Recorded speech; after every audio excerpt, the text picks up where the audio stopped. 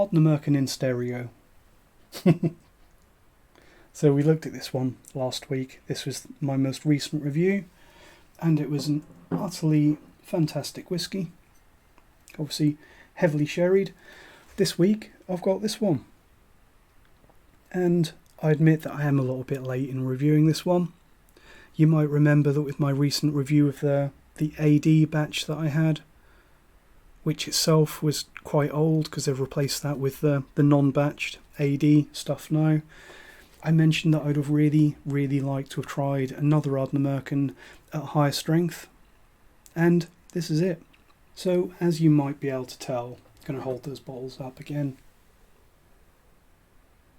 You can probably tell that there's something different between these two, and the one which says sherry cask release on it looks a lot like it's had sherry casks.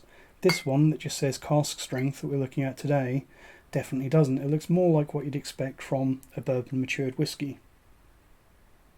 Funny that. So when we look at the cask breakdown for this one, show you a close up of the label again.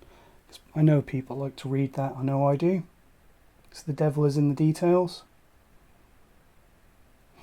I'll show you the back label though, because that's where the magic happens. That QR code, which I'll try to get close, and it has actually focused for once.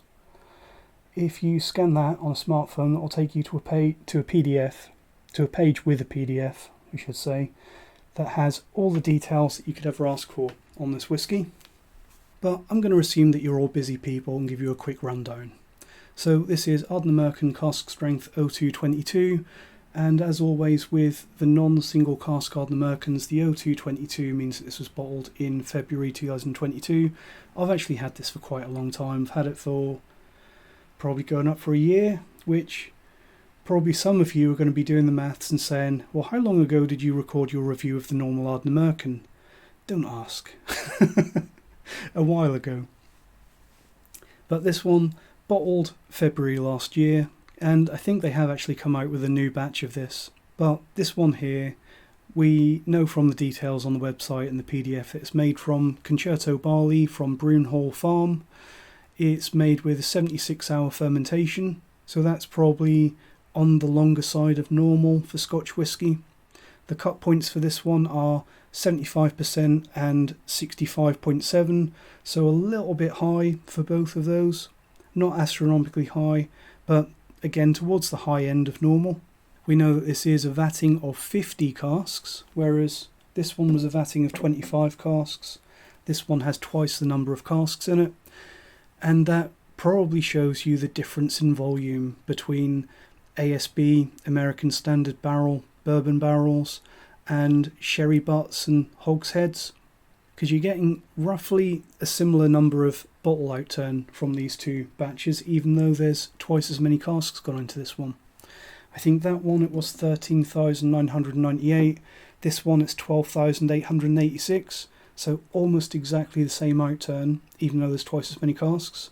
Out of those 50 casks that go into this one, we know that there's 40 peated casks and 10 unpeated. We know that there's 45 bourbon ASB casks and just 5 sherry hogsheads. Most of the casks that have gone into this are from 2015. There's a very small number from 2014. So 2015 being bottled in 2022 tells us that it's around about 7 years old.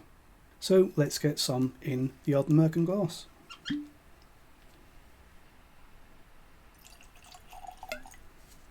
I can't remember if I actually stated what the ABV is on this one. It's 58.7 cask strength.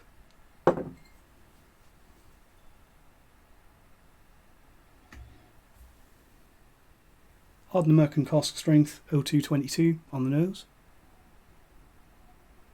Lovely fresh maltiness, lots more barley influence, malt up front on this one compared to the sherry cask release. But a definite dunnage fustiness, damp oak, as well as lemons, and a distinct saltiness on this one that's quite a maritime malt. Lemons and olives in brine is what I'm getting. Very salty, very maritime. Sea air on a damp day. Quite bready as well, a little bit of a Deanston breadiness on this one, fresh bread, fusty peat, mushrooms perhaps coming through from that Dunwich warehouse, but a little bit of a musty and savoury note, which I'm sort of detecting as a little bit of a mushroom note, burnt chocolate and dry sherry,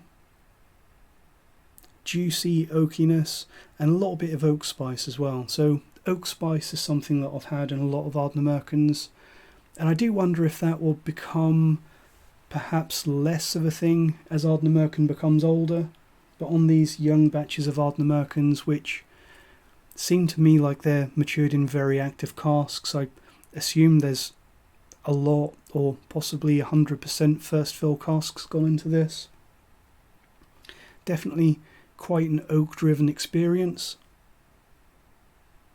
which also reminds me of something else that I used to like quite a lot when it was still available, the old 46% Ardmore traditional cask. Used to love that whisky, on offer in the supermarkets for £20. Of course you can't get it anymore, they've replaced it with that crappy 40% ABV thing, but anyone that liked that oak spice and slightly woody peatiness and cereally gristy notes that you got from that old Ardmore, it's all in here. Quite an effervescent lemony note later on the nose as well. Quite bright and fizzy and intense on the nose. Really transports you. The olives and lemon and oak and the fresh bread and the sea air kind of paints a picture of a beach picnic with olives and fresh bread, with the screeching gulls and the sea air coming in. Sea air and bits of driftwood scattered around. Quite the experience. Let's see how it tastes.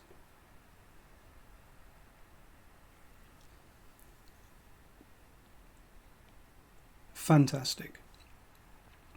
I've said before that one of the things that I really like about whiskey, you can keep your port maturations and your red wine and your cask finish this and your 5,000 ppm phenols. Something that I really enjoy whiskey, one of my simple pleasures, is high strength bourbon matured Scotch. I think if you take a distillate which has been made with love and put it in quality bourbon casks, doesn't even have to be in there for a long time, but bottle at high strength, and it's one of the most enjoyable things in whiskey. And you're absolutely getting that with this one. Lots of sharp lemon on the early arrival on this one, and I think that sharp lemoniness really gives way to some crisp green apple fruity malt. That dry, slightly spicy oakiness is back as well, and it's actually surprisingly peaty. There's more peat in this Ardnamurchan than any other Ardnamurchan that I've tried, and I've tried obviously the sherry cask, and I've tried most of the AD batches at this point, and this is the most peaty out of all of them. It's still not an Islay level peat bomb, it's not a Lafroig type peated malt, but if you like Ardnamurchan and you think it would be improved with a little bit more peat, this is probably one for you. Also surprisingly funky, and even though it's not an Islay style single malt, it does have that slightly more medicinal quality hovering somewhere, I think like I said before, somewhere between a Talisker and a lightly peated Islay, but probably always closer to that briny, spicy, peppery Talisker style. Really very quite maritime. Spicy black pepper, lots of salty peat, and I think that salty peatiness is possibly cleverly hiding a little bit of bitter youth on this one. But hey, if it works, it works. Also getting some cocoa powder on the palate of this one. Some black pepper, I think I probably mentioned before. Both black pepper and chili pepper, a little bit of a chili bite on this one. And really a growing peatiness towards the end of the palate on this one. Lots of peated malt, slightly funky peat. Really, really wonderful. As for the finish on this one, I'm going to go with long. Again, I think I went with long on the sherry cask release as well, which is fantastic for such young whiskey, and probably shows the benefit of the presentations that Ardnamurchan are giving us. The reason why these young whiskies have got such good finishes and such good body and intensity is because they're not chill filtering them, they're not polluting them with caramel, which can have a muting effect, and they're giving us proper high ABVs. Alcohol is flavour. So you add too much water and you lose flavour. Ardnamurchan aren't doing that. So finish on this one, long, warming, malty, musty, dry sherry. I think that sherry is probably, it's just one individual facet, but I think the sherry on this one, because there are a few sherry casks in there, probably makes itself more known on the late palate and the finish than anywhere else. But really, all in all, a really lovely bourbon-driven, high-strength Ardnamurchan. Incredibly well balanced, incredibly well made, and I didn't mention, because I know a few of you are going to say you should really be adding water, but I'm enjoying this one at the full 58.7% cask strength, and I think that's absolutely fine, which is really an achievement in itself that Ardnamurchan are making around about 7-year-old whiskey, presenting at cask strength, and it's so drinkable. It's really a testament to the skill and experience at Ardnamurchan that it is so well behaved for nearly 60% ABV. One of the reasons why I wanted this one was because I did find the AD batches a little bit light. Not that they're lacking in flavour, but I think that Ardnamurchan does have a fairly light style, and I did want to try it with a little bit more oomph. Is that light style partially to do with the slightly high cut points that they do with a lot of batches at Ardnamurchan? Maybe, maybe not. Although, looking at it, I think that this one actually cuts slightly deeper into the faints than a lot of the AD batches that I've had in the past. But this obviously does have that extra oomph, but I still think that at 58.7% ABV, this is a much tamer and lighter experience than the ABV would suggest. But with that very healthy ABV that they've given us, it's no longer a problem in any way. It just makes it very, very drinkable. I think that this cask strength whiskey is definitely no longer underpowered. It's just not the huge slap in the face that young 60% whiskey often is. I think that this cask strength Ardnamurchan is deceptively and dangerously easy drinking. Because I know that there's going to be some of you out there that say you need to try it with water, it's going to be better with water. I have done some experiments, I've tried it with various levels of water added, and I think it swims really, really well. If you're put off by high ABVs and you tend to drink your whiskey at a lower ABV, this one will allow you to do that. I think that adding water really brings out some really nice lemony malt, and also some more of that medicinal spice becomes a little bit more centre stage when you add water. I also think that when you bring the ABV down on this one, it probably makes it a little bit more rounded and a little bit less sharp, which, to be honest, for my preferences is not really what I want. I prefer it at the full strength, where those lemony citrus notes are a little bit more biting and a little bit more bright and sharp. That's just how I prefer my whiskey. But really, either way, it's very, very good stuff. And as I mentioned before, I mentioned Talisker when I've been tasting this, and as well as Springbank, to be honest. I think that this high strength release from Ardnamurchan, if you can get this, I think that it's a great alternative to Talisker and Springbank, because when we're talking about Talisker in particular, the elephant in the room, which refuses to go away and is probably going to become a more and more expensive elephant as time goes on, is the Talisker 18. Talisker 18 is something that has been covered a lot. Diageo have made it clear that they are not our friends, they don't care about us, they're not looking after us, they're not producing well-presented whiskey that we can enjoy at a price that is reasonable. But something that doesn't get mentioned enough when we're talking about Talisker and how they're crapping on the long-term fans is the Talisker 57 Degrees North, because as far as I can tell, 57 Degrees North has been discontinued for quite a few years as well. I haven't seen it apart from the old dusty bottle occasionally for a very long time, and that's a real shame, because when you get into whiskey and you really start to take it seriously, cask strength tends to be the direction that not all of us, but a lot of us gravitate towards too, because that's really the gold standard of whiskey. When you can taste whiskey with no water added, as close as you can get to drinking it from the cask in the distillery without actually being there. And the fact that if we now want a cask strength offering from Talisker, I think we're really limited to the very occasional independent bottlings that we get, which is not a huge amount, and they can be very hit or miss. Apart from that, you're looking at the very expensive, fancy artwork labelled special releases for £100 or more, with no guarantee that it actually is full cask strength or that it's natural colour or non-chill filtration. I know if you ask Diageo, sometimes they'll tell you that it is, but like I've said before, if it's not on the label, I don't care. And you get almost no transparency from Talisker either. What casks do they mature? Talisker 10 or 18 or the old 57 degree Norths? What casks go into them? No one really knows. So the fact that we're getting this whiskey for probably about the same price as 57 degrees used to sell for, and it's widely available, and we're getting all of those extra value things on the presentation, we really have to be honest. Talisker and Diageo aren't making it easy for us enthusiasts to like them. Ardnamurchan, on the other hand, absolutely are, with consistent high quality whiskey, excellent presentations, transparency, and it keeps getting older and better for a similar reasonable price. Speaking of presentations and whiskey distilleries that offer us poor presentations, I think I probably mentioned before, I think this is also a great alternative for Ardmore with that malty, woody Highland peat.